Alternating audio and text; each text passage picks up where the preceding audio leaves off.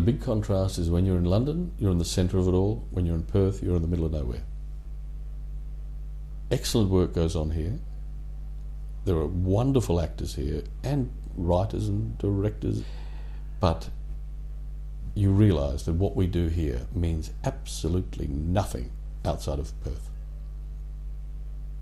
The school I went to, which is Aquinas College, was, you could see from our back veranda. Luckily, the Christian brothers who ran Aquinas, they were also very interested in the arts. So one of the brothers said to me one day, "You're the best actor here." I thought, what? And he said, "Yeah. And so we're going to put you in this play." And that brother, actually, when I think about it, probably set me on the path to becoming a professional actor. And so I got into Wait. And one of the lecturers there said, "You should go and have proper training as an actor." And I thought, well, how do you do that? Because there was no training facility in Perth other than Wait at that time. And he said, well, he'd gone to the Bristol Old Vic Theatre School in England. And I said, well, all right, I'll go there. I was 19 in one particular production of Midsummer Night's Dream, and I was wearing an outfit that was bare midriff with a thing tied in the middle of it, and I had men in the audiences sending me flowers.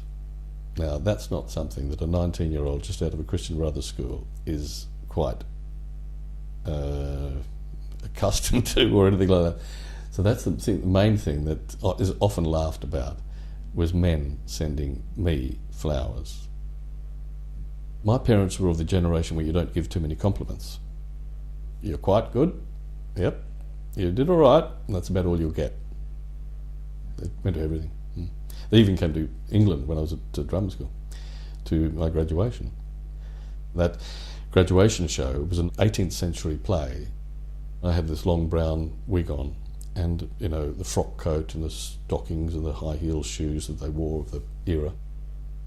I hadn't seen it for 2 years, and I said, well, you know, am I a better actor? Am I any good?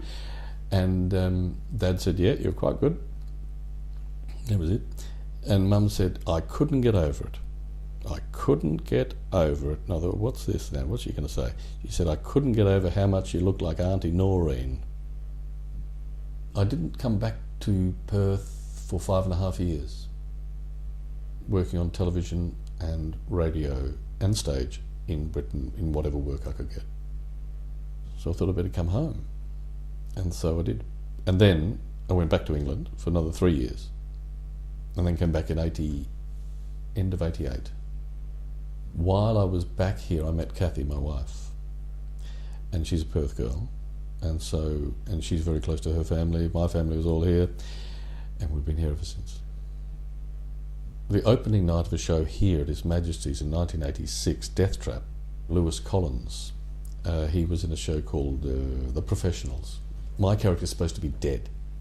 He's supposed to have killed me. I was to appear at the door with this stick to try and beat him to death.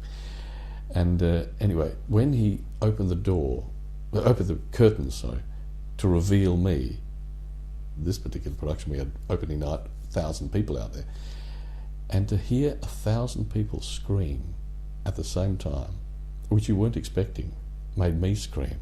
And I screamed as loud as the audience. That was really funny. We laughed about that later, but it was, you know, it shocked me, the sound from the audience, because I wasn't expecting it. The most challenging was The Goat, or Who is Sylvia, which is a play I did 10 years ago, and it's by Edward Albee. It's about a man, and I was the man. Everything's going really well for him, but he has fallen in love with a goat. And how is he going to tell his wife? So he decides to tell his friend, who goes and tells her. And she goes completely nutso. It's one of the finest plays I've ever been in, ever. Probably the best written modern play I've ever done. But the drama in that, I've never had more people walk out on a show, screaming at us as they walked out. I remember someone yelled out, "That's it, I'm off, can't stand this." I don't do as much theatre as I used to. As you get older, there's fewer and fewer parts, and also, sadly, there's fewer and fewer plays.